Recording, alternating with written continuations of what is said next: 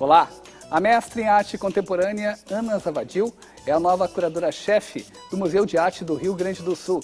Ela agora será responsável por dar continuidade ao programa de exposições do Margues. Oi, Ana, tudo bem? Parabéns! Um grande desafio pela frente, né? Com certeza, um grande desafio.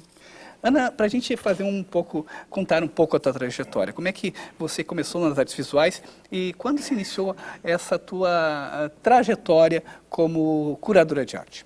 Eu comecei estudando para me formar em pintura, né? Que eu gostaria, na época o meu sonho era ser uma grande pintora. Então eu comecei fazendo a graduação em pintura e depois em seguida eu encaixei com uma graduação de História, Teoria e Crítica de Arte. E aí eu me apaixonei pela escrita de textos e comecei a pensar num outro caminho para a minha atuação, que seria na curadoria. Então, 2 anos depois que eu terminei História, Teoria e Crítica de Arte, eu comecei a fazer curadorias em espaços expositivos, diferenciados, alternativos, institucionais.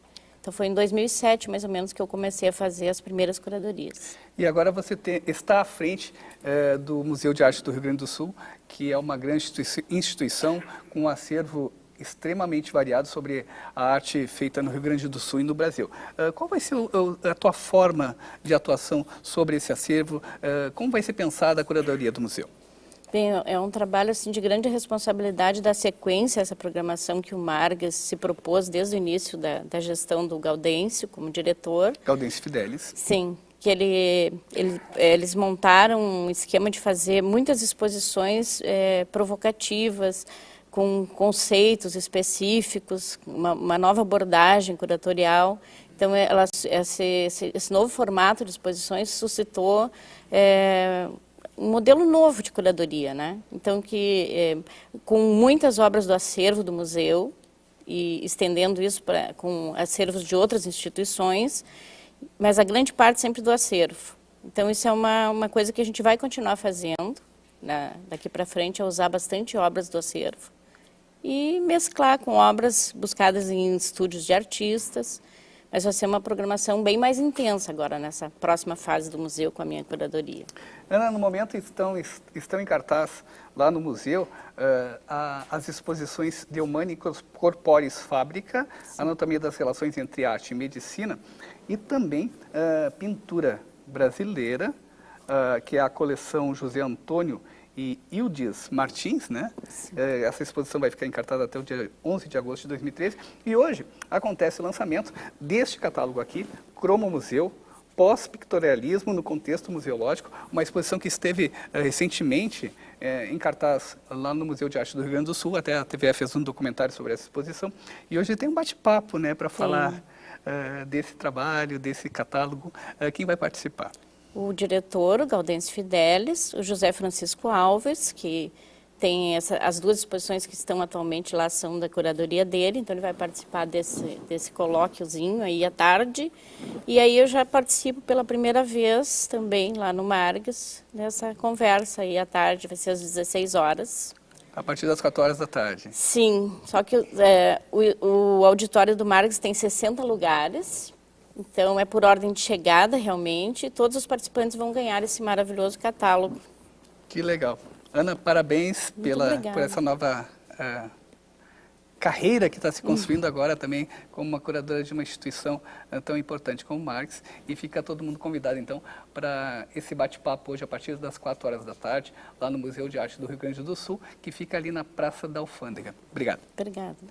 E entre as exposições que estão em cartaz na Fundação Iberê Camargo está a produção recente do professor da USP, Paulo Pasta. Expoente da geração 80, o artista apresenta pinturas e desenhos que aproveitam a luminosidade do 4º andar ali da Fundação.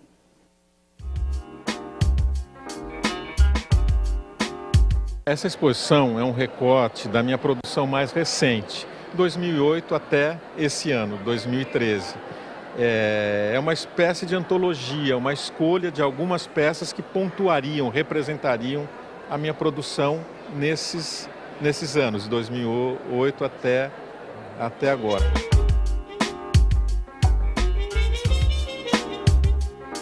Conheço o Paulo há mais de 30 anos, vamos dizer assim, fomos colegas de faculdade.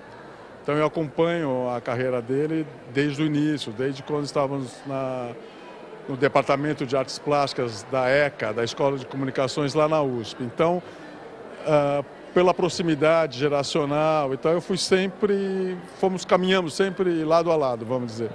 E eu pude, enfim, acompanhar todas as transformações do trabalho e vivenciar, experimentar esse momento que eu acho que é um momento importantíssimo da obra dele, né? Tem um processo de depuração muito grande, onde plano e cor se transformam em luz.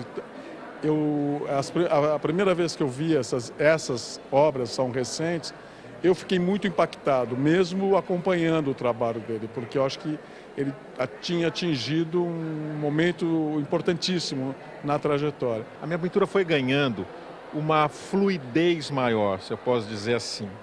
Ela foi ficando mais contrastada, mais fluida, mais dinâmica, mantendo, claro, acho que a característica dela que é uma certa solenidade, uma certa elevação, silêncio. Isso tudo é característica que ela sempre teve e eu prezo. Mas dentro disso ela também ganhou, eu acho, uma maior agilidade. Eu acho que isso só vindo ver para entender.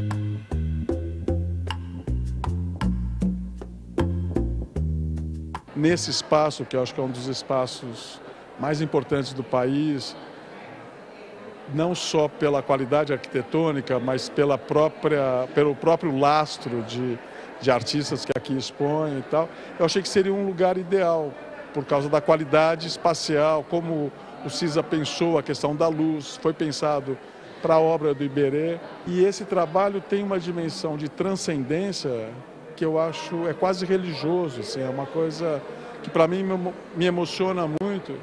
E eu acho que as pessoas, se elas vierem com o coração aberto e com os olhos bem abertos, né, elas vão poder ter essa experiência também, que é uma experiência muito difícil de se encontrar hoje em dia. Para mim é uma honra, fico emocionado de estar expondo na casa do Iberê. Eu considero o Iberê um dos maiores artistas brasileiros, um dos maiores pintores, não só daqui do mundo também. Ele foi meu professor, eu tive com ele uma relação muito profícua. Então, para mim, tem um significado extra estar aqui. E estar aqui também, eu descobri aqui, sei lá, aqui foi o melhor lugar onde já expus minhas pinturas. Pela luz, é uma luz própria e favorável à pintura, pela proporção, pelo espaço, enfim, acho que é um museu pensado para a pintura e para o pintor.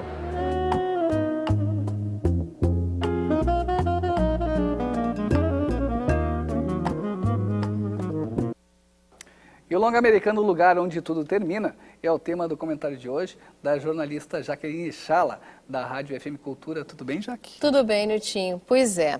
É mais um filme do Derek Cianfrance. Não sei se tu te lembra, ele lançou há um tempo atrás aquele Namorados para Sempre, que enganou muita gente, porque foi lançado na época do Dia dos Namorados e todo mundo imaginou que era uma comédia romântica e tal, até pelo título, né, um pouco mal escolhido, né? O título original era Blue Valentine, que dizia muito mais a respeito da trama do filme. A história de um casal revista do passado ao presente em dois momentos que se confundem em termos de linha narrativa do tempo. E era um filme bastante melancólico e reflexivo, um filme bem diferente do que tu poderia imaginar com esse título. E agora o Derek Cianfrance lança mais um filme que novamente ele, digamos, dá uma aturdida no espectador. Por quê? Porque ele é um filme que é praticamente dividido em 3 partes, tá? Tem um filme bastante difícil da gente dizer sem revelar coisas que são importantíssimas para quem vai assistir. Vou tentar ser o mais cautelosa possível. Bom, é um filme dividido, cuja narrativa é dividida em 3 partes, tem 3 eixos narrativos e cada eixo narrativo é protagonizada por um protagonista diferente. Os principais é o Ryan Gosling, que começa, apesar disso, ele tem uma narrativa linear. Ele é um motoqueiro de um circo, ele faz malabarismo no Globo da Morte, e ele volta a uma cidadezinha que um ano antes ele teve um caso com uma menina, que é interpretada pela Eva Mendes. Ele chega lá e descobre que ela teve um filho dele. E a partir do momento do choque, do encontro com esse filho, ele começa a voltar também em pensamento à infância dele, a maneira como ele se criou longe do pai, e ele resolve ficar na cidade, então criar raízes e tentar sustentar essa mulher e esse filho. Obviamente ele não tem condições para isso. Ele se junta a um mecânico e os dois começam a assaltar bancos. A partir desse momento o destino dele cruza com o de um policial chamado Avery, que é interpretado pelo Bradley Cooper. E a partir daí a narrativa então começa a ser, digamos, destrinchada a partir desse personagem. Em determinado momento já não é mais o Bradley Cooper que é o protagonista, são os filhos desses dois personagens que entram em cena. O que o filme foca é a herança deixada de pais para filhos, não a herança de bens materiais, mas uma herança de valores e até de destino. Nisso o filme tem até um pouco de tragédia grega, como se o destino estivesse traçado. Por outro lado, ele também tem uma questão de ética e moral, uma discussão sobre ética e moral muito pertinente, porque esse policial está envolvido com a corrupção dentro da polícia, e tudo isso vem à tona. A carreira dele é marcada por esse encontro com esse assaltante. É um filme assim que a cada momento tu é surpreendido pela narrativa, e isso é um ponto muito positivo para o cinema americano, que é cheio de fórmulas prontas, que a gente sempre sabe o que vai acontecer no quadro seguinte. Não, o Derek Cianfrance consegue isso com dois grandes atores, que é o Ryan Gosling e o Bradley Cooper.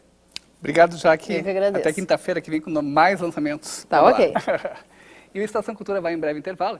E não perca no próximo bloco uma conversa com o compositor gaúcho Ney Lisboa, que fala sobre sua campanha de financiamento coletivo do novo disco e também as dicas de cultura da nossa agenda. Nós já voltamos.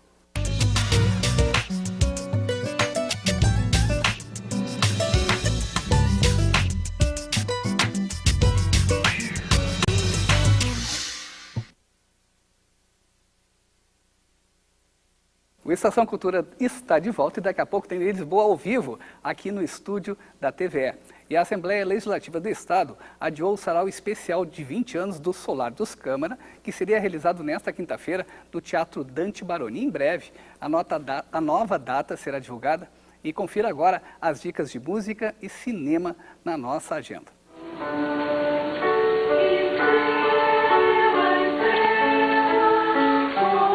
Em comemoração ao seu aniversário de 10 anos, o coro da FEPAM sobe ao palco do auditório Luiz Cosme, da discoteca pública Nato Ren.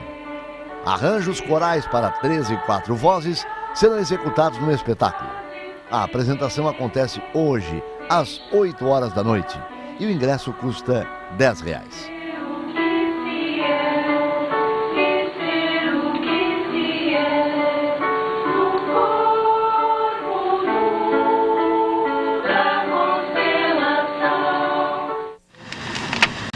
I think I'll go for a walk. O trabalhador e a sua família. Era um clima de tensão. A gente não sabia bem a que ponto. Está em cartaz na Casa de Cultura Mário Quintana o documentário O Dia que Durou 21 anos. Com direção de Camilo Tavares, a produção trata da influência dos Estados Unidos na preparação do golpe militar de 1964. As sessões acontecem às 2h30 e às 6 da tarde. Nas quintas-feiras, o ingresso tem preço único de R$5. We are generally fairly well informed. There's no doubt that there were covert CIA propaganda operations in Brazil.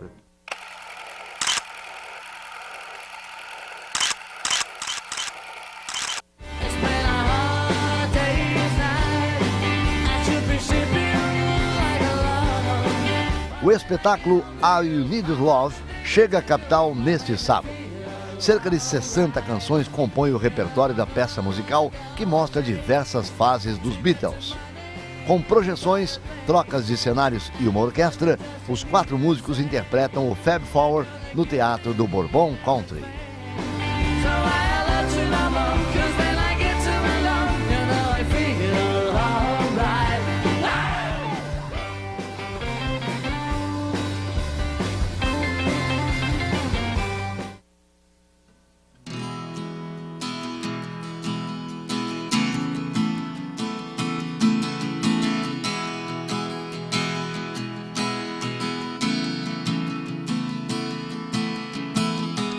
pálidas calçadas tortas, trilhos que não há, bondes ideais de ontem, quem vai se importar? Uma ou duas almas mortas, amostras desse afã, e varrem-se do frio as sobras sobre as bordas da manhã.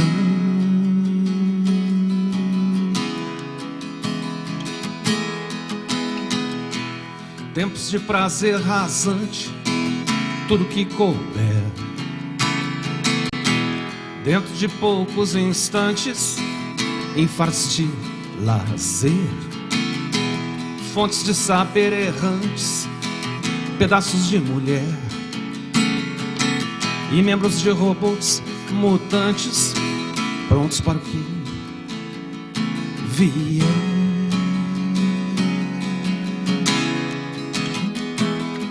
Hoje o planeta vai entrar na sua casa e as borboletas vão pintar com suas asas, fazendo tudo acontecer, assim tão perto de se ver. Mas em que mundo está você? Você vai se esconder a vida inteira numa mentira, nessa bobagem, numa besteira, a vida inteira.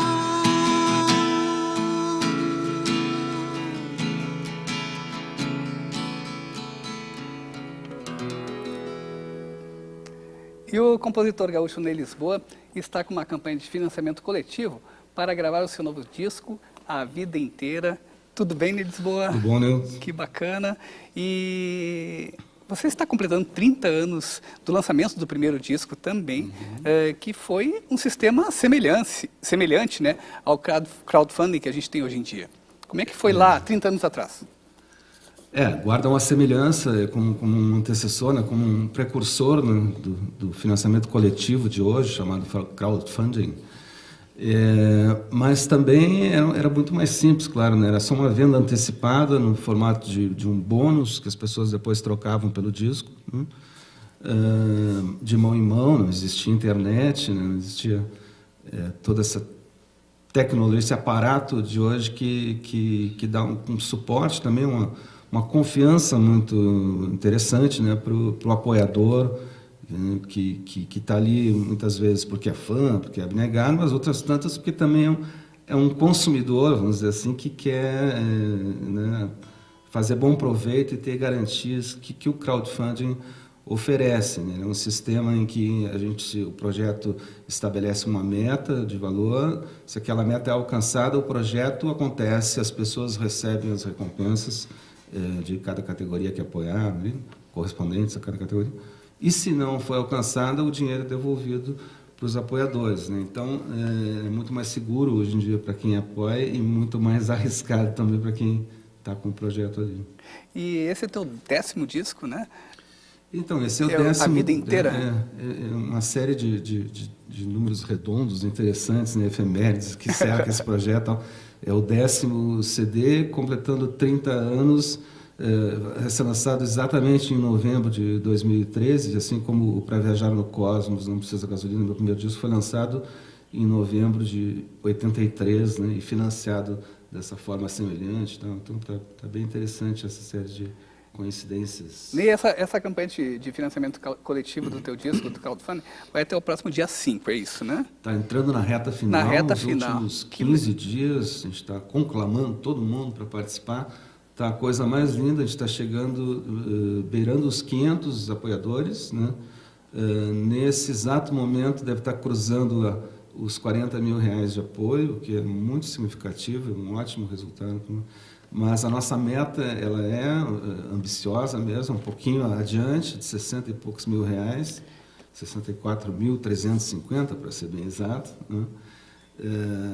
Então a gente está na luta ainda, mas confiante de que vai chegar lá e vai ser uma coisa muito... E o bacana, né, é que tá lá, quem quiser conhecer o projeto, apoiar e também compartilhar essa ideia no catarse.me/Ney Lisboa, o crowdfunding do disco A Vida Inteira. Mas o bacana, né, é que as pessoas vão, apoiam, compartilham a ideia, porque é uma rede que se forma, né, entre os teus fãs, enfim, as pessoas que curtem o seu trabalho. Tem um caráter de viabilização do projeto e etc. Mas tem uma coisa muito legal, é que ele já sai, já acontece, né, com esse calor de um suporte de um monte de gente envolvida, né, trocando coisas com as pessoas, né, os apoiadores a gente começa de imediato a ter uma comunicação com eles, no momento em que apoiam, né, a receber vídeos. Eu tenho produzido toda semana, agora estou atacando de videomaker. Isso é legal.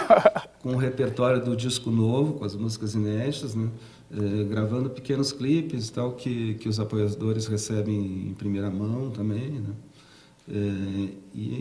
Tudo que cerca ali também é uma boa, descontraída brincadeira em relação com os apoiadores. São 13 categorias de apoio, cada uma tem livros, CDs, DVDs como prêmio e levam nomes tipo Gerente Enlouqueceu, Lápis Vermelho, essas coisas assim de liquidação, porque a gente apostou também nessa ideia de serem apetitosas, para ser uma boa troca, né? Além de um apoio sincero, carinhoso com o trabalho, mas de ser bem recompensado o apoio.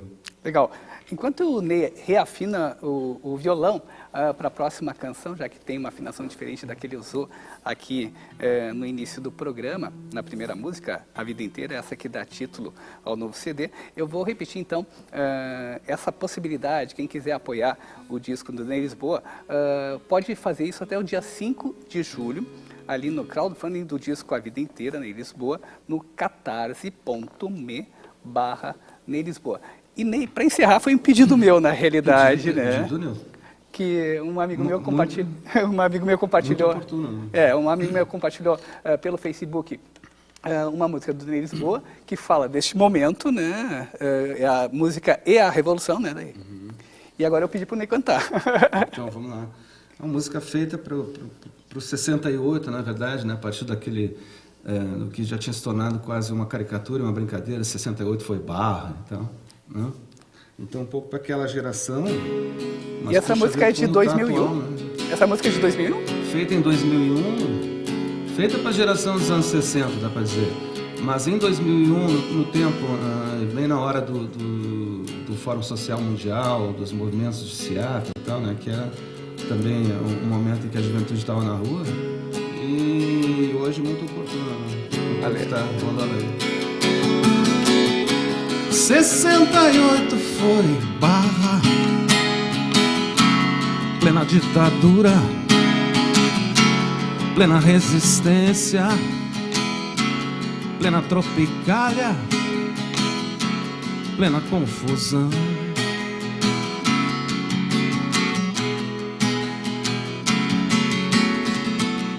Foi um rebuliço lá em casa, manifestos, passeatas, festivais de mini saias, meu irmão limpando a arma, meu irmão, e a revolução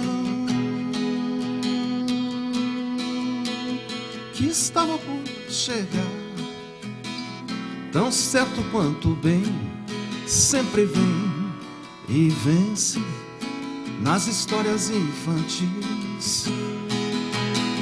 Difícil de aceitar que o mal tenha o poder de escrever na história um final tão infeliz.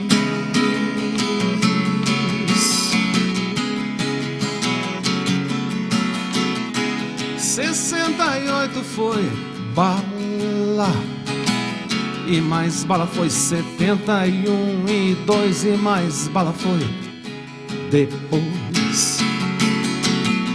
Sempre alguém alguém sumido de casa, torturado, morto, mutilado pelo Estado ao bel prazer. Boiando no Rio da Prata, guerrilheiros, jornalistas, marinheiros, padres e bebês. Boiando no Rio da Prata, visto num jazigo vago ou num muro de Santiago, ou jogado numa vala comum. 68 foi bala, sempre alguém sumido de casa, meu irmão, e a revolução. Difícil de contar,